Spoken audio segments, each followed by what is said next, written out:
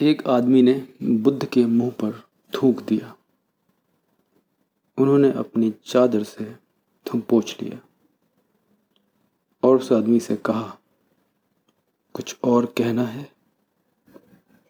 क्योंकि बुद्ध ने कहा, यह भी तेरा कुछ कहना है?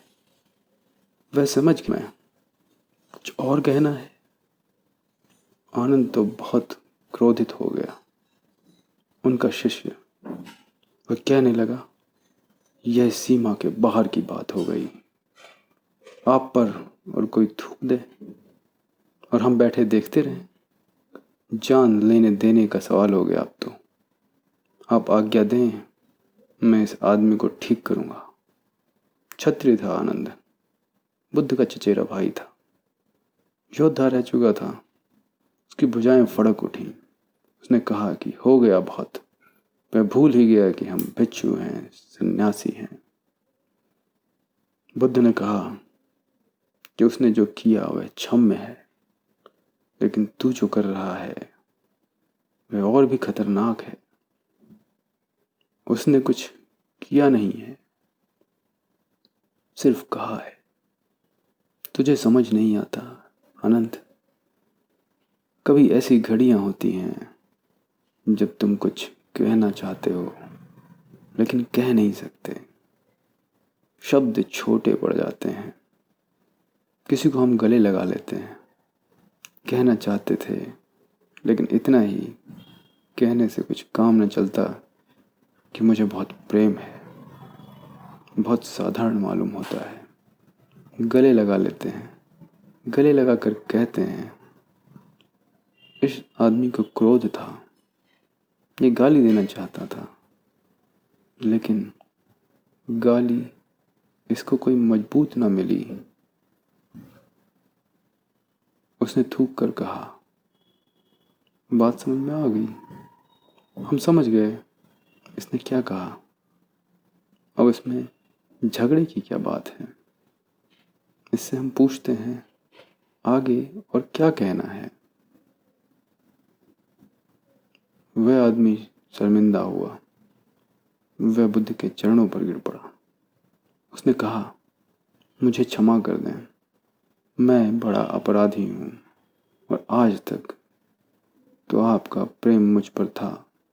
अब मैंने अपने हाथों से प्रेम गवा दिया है। बुद्ध ने कहा, तू उसकी फिक्र मत कर, क्योंकि मैं तुझे इसलिए थोड़ा ही प्रेम करता था कि तू मेरे ऊपर थूकता नहीं था। बुद्ध का वचन सुनने जैसा है, जैसे इसलिए थोड़े ही तुझे प्रेम करता था कि तू मेरे ऊपर थूकता नहीं था। अगर इसलिए प्रेम करता था तो थूकने से टूट जाएगा। मैं तुझे प्रेम करता था क्योंकि और कुछ मैं कर ही नहीं सकता। यह मेरा स्वभाव है। तू थूकता है कि नहीं थूकता है, तेरी तू जान। तू मेरे प्रेम को लेता है या नहीं लेता है, यह भी तेरी तू जान। लेकिन मुझसे प्रेम वैसा ही है जैसे कि फूल खिलता है और गंध बिखर जाती है। अब दुश्मन पास से गुजरता है तो उसके नासापुटों को भी भर देती है वह सुगंध। वह खुद की रुमाल लगा ले, बात अलग है। मित्र निकलता है, उसे भी वो सुगंध ही लगती है।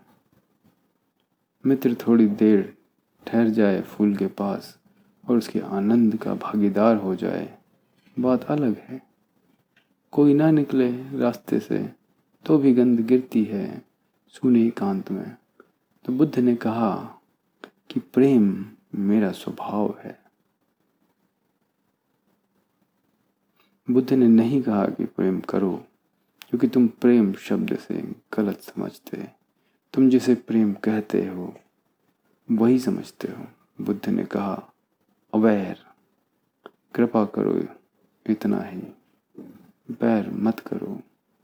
फिर जो रहेगा वह प्रेम है, और उस प्रेम की गंध और उस प्रेम का गीत और और जो बुद्ध ने कहा है स्मरण रखना, वह एक गहन अनुभव से कह रहे हैं। ऐसे प्रेम को जानकर कह रहे हैं। वह कोई प्रेम के कवि नहीं है, न प्रेम के दार्शनिक हैं। उन्होंने प्रेम का अनुभव किया है। इस नए ढंग के प्रेम को जाना है जो स्वभाव बन जाता है। तुमने जो भी प्रेम के संबंध में जाना है, उसमें से जानना तो बहुत कम है। या तो कवियों ने तुमसे कुछ कह दिया है, उसे तुम दोहरा देते हो। क्योंकि फ्रायड ने अपने एक पत्र में एक मित्र को लिखा है कि अगर दुनिया में कवि ना होते तो शायद प्रेम को कोई जानता ही नहीं। बात समझ में आती है। कवि गाते रहे हैं प्रेम की बात, हालांकि कवियों को भी कोई प्रेम बहुत पता होता है क्या? ऐसा नहीं। अक्सर तो बात उल्टी है। जिनके जीवन में प्रेम नहीं होता, वे प्रेम की कविता करके अपने मन को बहलाते हैं। उनके जीवन में प्रेम है ही नहीं। जिनके जीवन में प्रेम है, वो कविता क्यों करेगा? उसका जीवन ही कविता है। लेकिन जिनके जीवन में प्रेम नहीं होता, वे बैठकर प्रेम की कविता करके अपने मन को बहलाते हैं। जो प्रेम वे प्रकट नहीं कर पाए, किसी और तरह से उसे कविता में उड़ेलते हैं। अक्सर प्रेम की 100 में से 99 कविताएं उन लोगों ने लिखी हैं जिन्हें प्रेम का कोई अनुभव नहीं, जिनका प्रेम सफल नहीं हुआ। ये बड़ी कठिन बात है। अक्सर बहादुरी की बातें वही लोग करते हैं जो कायर हैं। वे अक्सर बहादुरी के किस्से गढ़कर बताते रहते हैं। बहादुर को क्या बहादुरी की बात करनी, बहादुरी काफी है। बुद्ध कहते हैं वैर छोड़ दो तो जो शेष रह जाता है वही प्रेम है। बुद्ध प्रेम करने को नहीं कहते, क्योंकि जो प्रेम किया जाता है प्रेम नहीं।